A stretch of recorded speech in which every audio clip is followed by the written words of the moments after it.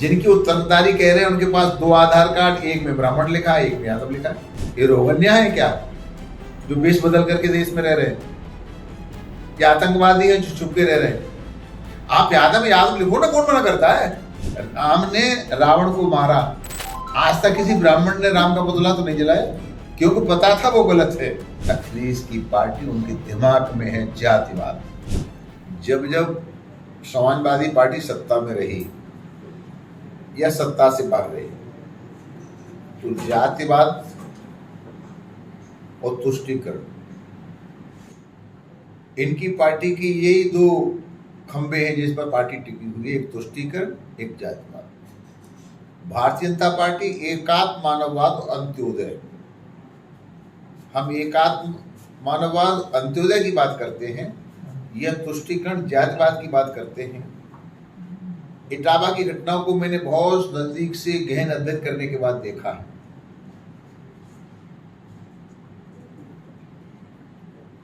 छद्मवेश में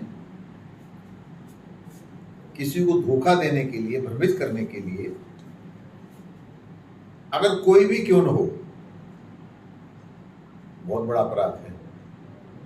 मैं एक बहुत बड़ा दृष्टांत प्रमाण के साथ देना चाहता हूं। इस धरती पर रावण से बड़ा कोई विद्वान नहीं था,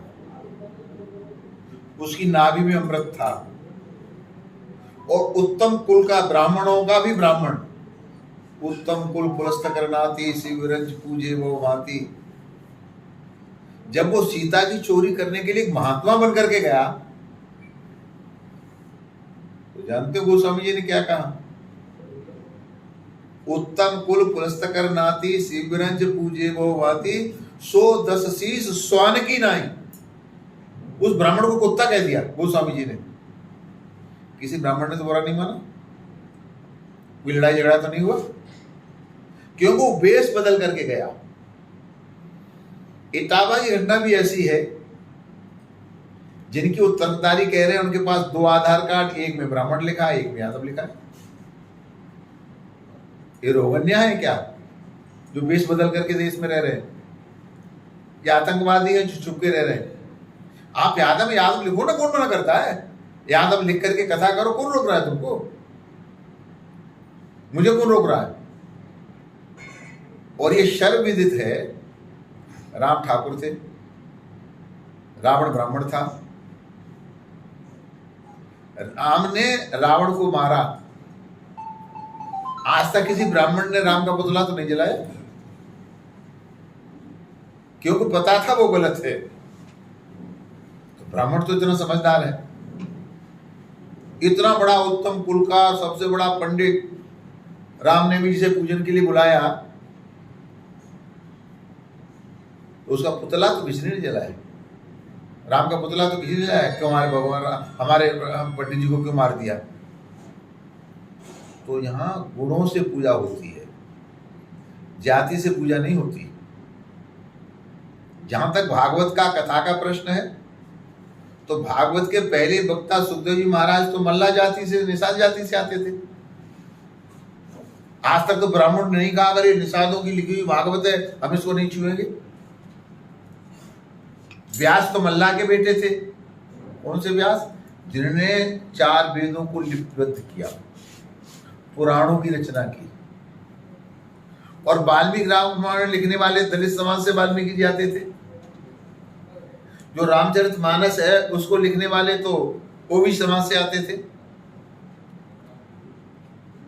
तो सनातन धर्म बहुत बड़ा है।